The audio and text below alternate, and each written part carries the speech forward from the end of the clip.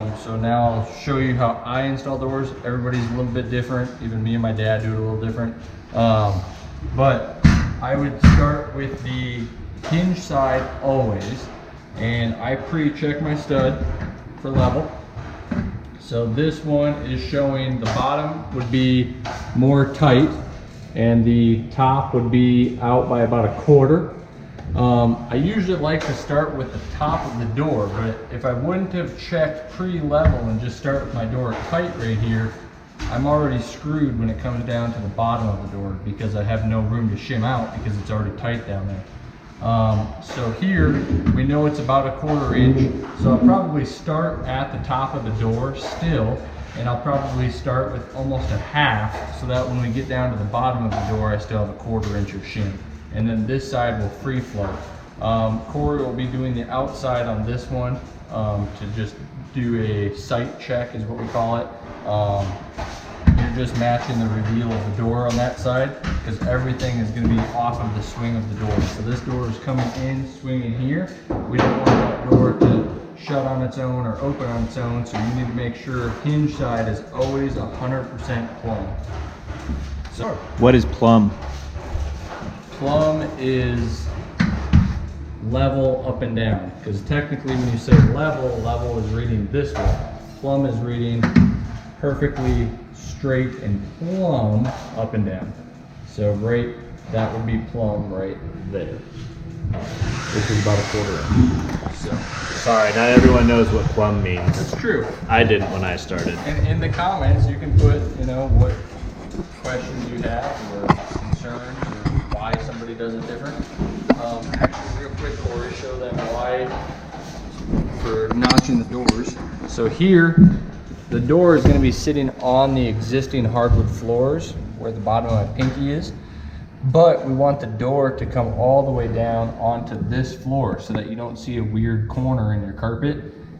That's a lazy contractor to do that. So what we do is I notched out 3/4 inch for the height of my hardwood floors, and then I took my tape and measured to the hardwood floor to the drywall edge right here is also 3/4.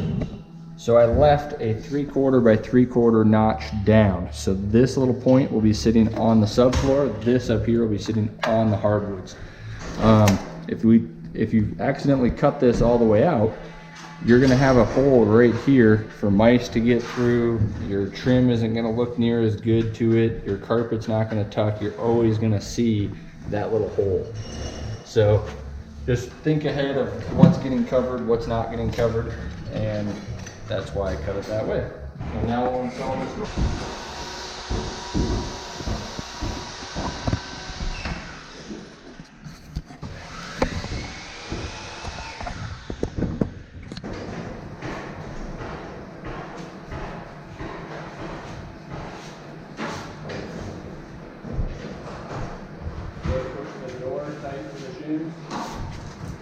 Level on the drywall. Yep. Watch the drywall.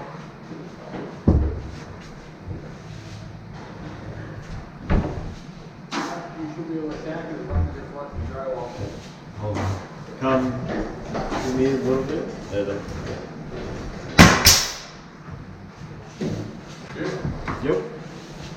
Talking from flush to drywall, you want your jamb flush with the drywall on either side, because when you put your casing on, you'll get an uneven lay of your casing. So you want to be flush, or as flush as you can on either side. Corey, why do you hold your nail down that way? Hold this way, because when the nail shoots in, it'll look like it's going with the grain. If I shoot this way, it'll be a nice hole this way against the grain. So when you fill your holes, paint or stain over it, it'll look much nicer.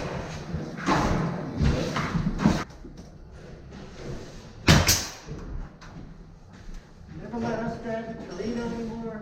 I got all the way behind you.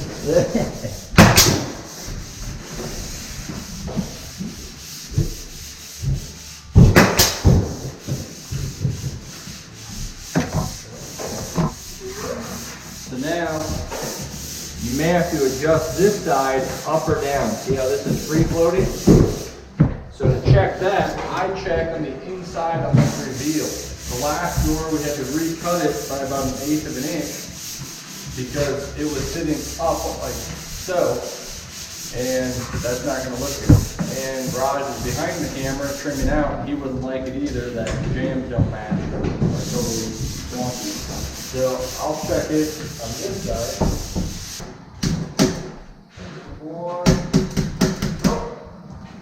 And drywall, you could go and meet with the fuzzy, but yeah. Good.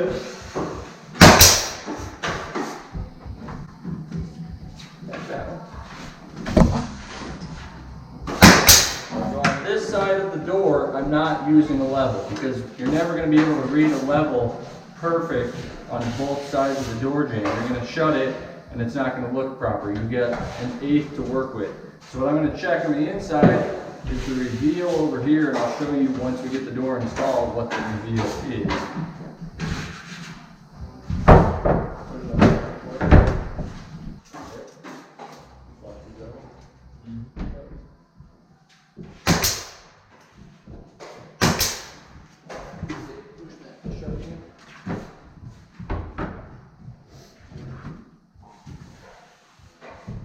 Good there?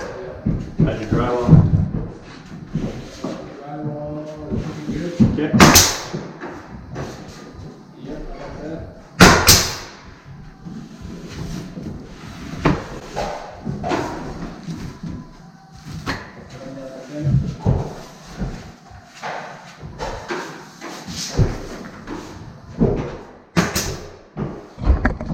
We are now going to show you what a reveal is.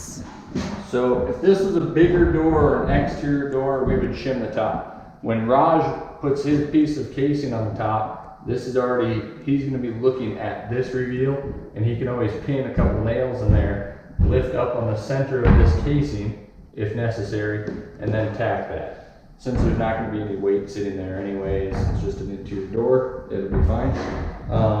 Reveal here is already set due to your hinges. Reveal here is what I said when this could have to be cut. If it was too tight, we just lifted it up about a 16th, maybe in between 16th and an 8th up, so that can just get caulked at the bottom. And then here is the reveal that I was looking for, is this gap right in between. So to get this shim in there, you need to leave enough room for paint, otherwise you gotta go back and sand all your doors and everything. And then we kept that reveal the whole way down. You need to always account a little bit extra here. You can see that this is just a fuzzy bit more than at the top because you don't want your hardware to hit and rub on each other.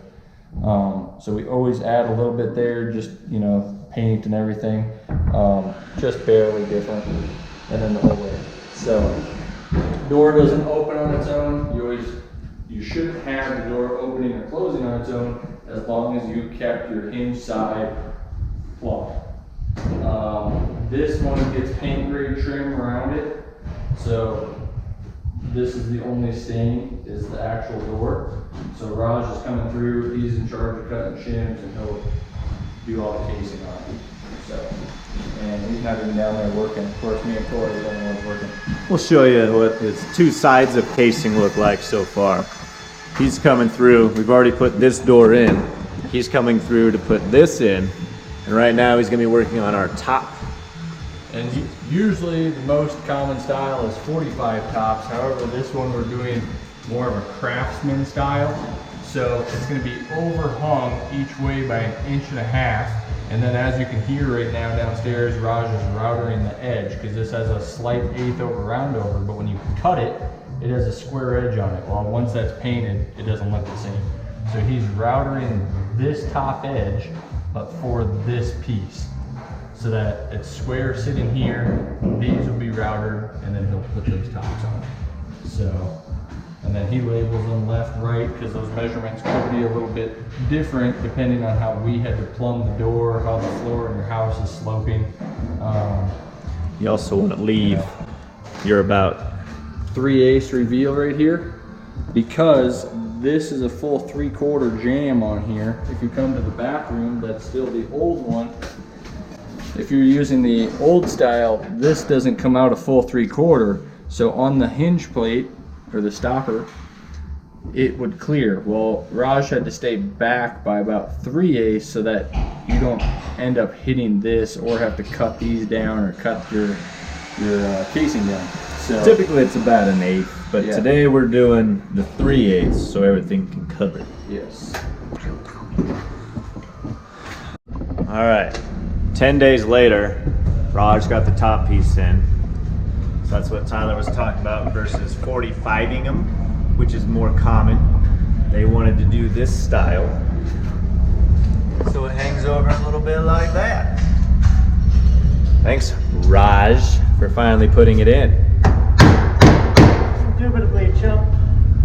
Chop? What the hell? Action cut.